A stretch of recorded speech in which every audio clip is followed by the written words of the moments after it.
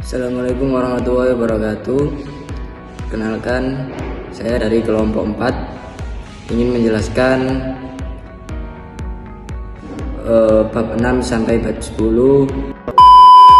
Pada bab ini kita akan mempelajari bagaimana media visual digunakan dalam proses pembelajaran, dan media ini sangat membantu siswa terutama yang memiliki gaya belajar visual karena informasi ini disajikan dalam bentuk gambar, grafik, atau visual lain yang menarik dan mudah difahami. Dan adapun konsep dasar visualnya yaitu literasi visual. Literasi visual itu kemampuan memahami dan menafsirkan gambar. Adapun juga kecerdasan visual spesial, kemampuan mengelola bentuk warna dan ruang. Ada juga gaya belajar visual, lebih mudah memahami materi lewat gambar daripada teks. Setiap siswa memiliki cara belajar yang berbeda, ada yang cepat paham saat membaca, ada juga yang lebih mudah mengerti melalui gambar. Nah, di sini pentingnya media visual karena ia melatih kemampuan melihat dan memahami informasi secara visual. Ada juga manfaat media visual, yang pertama meningkatkan minat belajar, yang kedua memperkuat daya ingat, dan yang ketiga memberikan kepuasan dalam belajar. Media visual juga membuat pembelajaran jadi tidak membosankan. Siswa menjadi lebih tertarik, lebih mudah mengingat, bahkan bisa mengembangkan kreativitasnya. Semua itu kontribusinya pada peningkatan hasil belajar secara keseluruhannya. Lanjut ke ragam media visual. Ada 3: visual cetak seperti poster, kartun, grafis, ada juga visual pajang, whiteboard atau papan tulis, visual proyeksi, LCD. Ada berbagai bentuk media visual yang bisa digunakan, misalnya poster untuk informasi ringkas, papan tulis untuk interaksi di kelas, dan proyektor untuk menampilkan gambar atau video yang lebih kompleks. Masing-masing ini juga memiliki fungsi tersendiri. Ada juga peranti Luna Teknologi. Ada 2, yaitu online. Online itu seperti main up. Ada juga offline seperti presentasi dan desain grafis. Saat ini teknologi sangat mendukung pembuatan media visual. Kita bisa menggunakan aplikasi baik online maupun offline untuk membuat pembelajaran jadi lebih menarik dan modern, seperti membuat main up atau presentasi visual yang interaktif. Ada juga model-model dalam media visual, model otonomi manusia untuk pembelajaran biologi, global untuk memahami bentuk bumi, simulator latihan aman, mock-up yaitu model sederhana alat atau benda. Nah, model ini adalah alat bantu yang sangat penting dalam pendidikan. Misalnya global, mempermudah siswa memahami bumi. Simulator dipakai agar siswa bisa belajar praktik dengan aman sebelum menghadapi dunia nyata. Kesimpulannya, media visual bukan hanya pelengkap, tetapi alat yang sangat penting dalam mendukung proses pembelajaran, terutama yang bagi siswa yang lebih mudah belajar lewat gambar, dan media ini dapat meningkatkan efektivitas pembelajaran secara menyeluruh. Lanjut ke bab 7, integrasi teknologi informasi dan komunikasi dalam pembelajaran. Bab ini membahas tentang bagaimana teknologi seperti komputer, internet, dan perangkat digital digunakan dalam kegiatan belajar mengajar. Penggunaan teknologi ini bertujuan agar pembelajaran jadi lebih menarik, efisien, dan bisa menjangkau siswa di mana saja. Karena kita hidup di zaman serba digital ini, maka pendidikan juga harus dikembangkan dengan memanfaatkan TIK. Adapun landasan hukumnya menekankan pentingnya pemanfaatan teknologi untuk memperluas jangkauan dan kualitas pendidikan. Pendidikan berbasis TIK ini diterapkan sejak dini di semua jenjang. Lanjut ke landasan teori. Terdapat 3 teori utama yang menjadi dasar penggunaan TIK dalam pembelajaran. Yang pertama, teori CMC menjelaskan bagaimana komunikasi bisa dilakukan lewat teknologi, misalnya lewat Zoom, Google Meet, dan WhatsApp. Ada juga yang kedua, teori difusi inovasi menjelaskan bagaimana teknologi menyebar dan diterima oleh masyarakat termasuk di sekolah. Ada yang ketiga, teknologi komunikasi menekankan bahwa komunikasi yang lancar dan dua arah adalah kunci dari pembelajaran yang efektif, dan TIK juga bisa sangat membantu mewujudkan itu. Lanjut ke konsep dan urgensi TIK. Teknologi informasi digunakan untuk menyimpan, mengelola, dan menyebarkan informasi seperti e-learning, pembelajaran online menggunakan platform digital.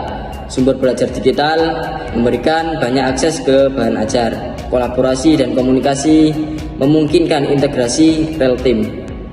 Ke strategi integrasi TIK dalam pembelajaran. Untuk penerapan TIK dalam pembelajaran kita harus mempunyai strategi. Yang pertama, mengenali dulu apa keuntungan teknologi yang digunakan, dan yang kedua, menentukan tujuan pembelajaran yang ingin dicapai. Yang ketiga, merancang cara penggunaan, misalnya memakai video atau kuis online. Keempat, siapkan fasilitas pendukung seperti wifi atau laptop. Dan kelima, setelah digunakan, evaluasi apa strategi tersebut, efektif atau tidak. Bagaimana cara upaya mengatasi kendala integrasi? Dalam penerapannya tentu ada hambatan, misalnya guru lebih paham teknologi, maka perlu ada pelatihan. Banyak materi berbahasa Inggris, maka perlu dibuat versi Indonesia. Adapun juga kurangnya kemampuan bahasa Inggris juga jadi masalah, maka siswa dan guru perlu belajar lebih efektif. Kesimpulannya, TIK membuat pembelajaran lebih menyenangkan dan tidak membosankan, bisa dilakukan dari mana saja dan lebih efektif meskipun ada hambatan seperti keterbatasan alat dan pengetahuan. Semuanya bisa diatasi dengan kerjasama semua pihak. Dengan begitu, kualitas pendidikan bisa semakin baik dan sesuai perkembangan zaman. Lanjut ke bab 8, integrasi teknologi, media sosial, dan pembelajaran berbasis siswa.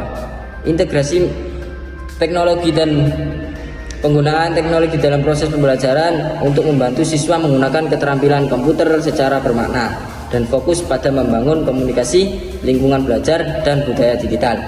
Jadi yang dimaksud dengan integrasi teknologi adalah bagaimana kita memanfaatkan alat-alat teknologi seperti komputer, internet, atau perangkat lunak untuk membantu kegiatan belajar mengajar. Fokusnya bukan hanya sekedar pakai alat, tapi bagaimana teknologi itu benar-benar menunjang pemahaman dan interaksi siswa dalam proses belajar mengajar. Misalnya penggunaan video, pembelajaran interaktif, kuis online, atau bahkan pembelajaran lewat platform digital.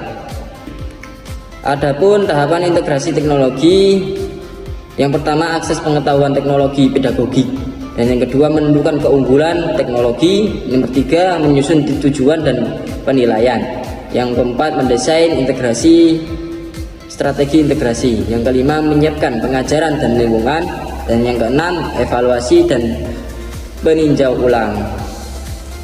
Dalam proses ini, integrasi teknologi ada langkah-langkah yang perlu kita lakukan. Yang pertama harus memahami dulu teknologi apa yang cocok dengan metode mengajar, lalu tetapkan tujuan pembelajaran dengan cara menilainya.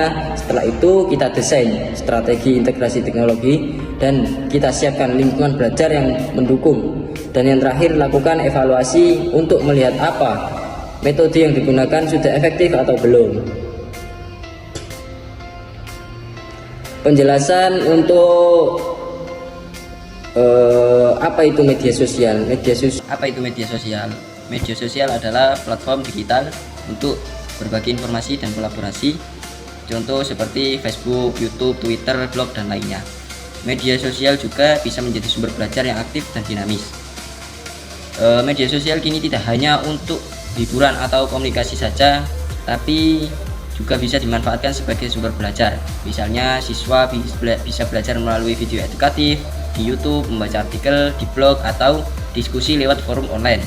Ini juga membantu siswa belajar secara lebih interaktif dan sesuai dengan dunia mereka sehari-hari. Apa itu pembelajaran berbasis siswa? Di sini siswa adalah pendekatan yang fokus pada siswa aktif membangun pengetahuannya sendiri. Guru juga berperan sebagai fasilitator, bukan pusat utama, mendorong kerja kelompok, umpan balik, dan evaluasi diri. Dalam pembelajaran berbasis siswa, yang paling penting adalah keterlibatan siswa secara aktif. Mereka tidak hanya duduk dan mendengarkan guru, tapi mereka mencari tahu sendiri, diskusi, dan menyimpulkan materi dengan bimbingan guru. Guru di sini menjadi pembimbing yang mendampingi proses belajar, bukan satu-satunya sumber informasi.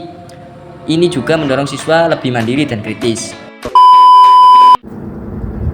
Mekanisme integrasi dan penerimaan media sosial, jenis media yang digunakan dalam proses pembelajaran, dapat digambarkan melalui dua jenis interaksi dosen mahasiswa dan interaksi mahasiswa. Jenis media sosial yang digunakan dalam interaksi dosen mahasiswa antara lain weblog, YouTube, Facebook, Skype, dan lainnya. Selanjutnya, model interaksi media sosial atau ADU. 1. Analisis atau analisis peserta didik, tugas, dan kompetensi. 2. Tiket atau tentukan media sosial yang tepat. 3. Utilis atau gunakan materi pembelajaran yang sesuai. 4. Keep track of atau evaluasi revisi proses pembelajaran. Kategori media sosial. Pertama, teks, meliputi blog, wiki, LinkedIn, share. Selanjutnya, gambar, meliputi video, YouTube, Flick, MySpace. Dan yang terakhir, interaktif, meliputi Facebook, Twitter, dan WhatsApp. Penerimaan model integrasi. Validasi oleh para ahli teknologi pembelajaran. Langkah diterima kecuali urutan analisis tugas dan kompetensi perlu disesuaikan. Disarankan menggunakan taksonomi Bloom dan evaluasi sejauh. Materi ke-9, pengertian blended learning. Blended learning merupakan kombinasi yang efektif dengan berbagai model pembelajaran dan gaya pembelajaran yang tepat diterapkan pada lingkungan belajar yang interaktif secara online atau e-learning dan konvensional atau face-to-face. Materi ke-9, pengertian blended learning. Blended learning merupakan kombinasi yang efektif dengan berbagai model pembelajaran dan gaya pembelajaran yang tepat diterapkan pada lingkungan belajar yang interaktif secara online atau e-learning dan konvensional atau face-to-face. Materi ke-9, pengertian blended learning. Blended learning merupakan kombinasi yang efektif dengan berbagai model pembelajaran dan gaya pembelajaran yang tepat diterapkan pada lingkungan belajar yang interaktif secara online atau e-learning dan konvensional atau face-to-face. Metode blended learning. 1. Online learning. Akses materi via internet atau web meningkatkan kemandirian dan partisipasi. 2. Face-to-face learning, interaksi langsung guru dan siswa, gunakan ceramah, tanya jawab, dan tugas demonstrasi. Dan yang ketiga, belajar mandiri, individualized learning, belajar sesuai inisiatif sendiri, meningkatkan tanggung jawab dan kedewasaan belajar. Manfaat blended learning. 1. Belajar fleksibel, kapan saja dan di mana saja. 2. Efisien waktu dan biaya. 3. Mengurangi kelelahan dan meningkatkan kenyamanan. 4. Meningkatkan penguasaan teknologi informasi. Dan yang kelima, kesesuaian dengan gaya belajar siswa modern. Materi ke-10, konsep pembelajaran jarak jauh. Pembelajaran jarak jauh atau PJJ adalah bentuk pendidikan formal yang diselenggarakan oleh lembaga atau institut pendidikan, di mana proses belajar mengajar tidak berlangsung secara langsung atau tatap muka antara pendidikan dan peserta didik. 4 komponen PJJ. Moore and Anderson. 1. Institut pendidikan. 2. Pemisahan tempat. 3. Komunikasi dua arah. 4. Sumber daya pendukung. Penggunaan TIK dalam PJJ. 3 aspek utama. 1. Ketersediaan sarana atau internet, laptop, dan HP. 2. Dalam PJJ 3 aspek utama. 1. Ketersediaan sarana atau internet, laptop, dan HP. 2. Pembelajaran berbasis teknologi. Dan yang terakhir, penggunaan komunikasi interaktif. Model interaksi PJJ. 1. Kombinasi tatap muka dan daring. 2. Guru cenderung pakai metode sederhana, komputer atau LCD. Dan yang terakhir, mahasiswa lebih mandiri, banyak memanfaatkan media daring. Pengembangan TIK. TIK non-web. PowerPoint, audio, dan video dirancang tanpa koneksi internet. TIK berbasis web, weblog, YouTube, email, media sosial mendukung pembelajaran interaktif dan fleksibel. Sekian rangkuman pembelajaran yang telah kami sampaikan. Assalamualaikum warahmatullahi wabarakatuh.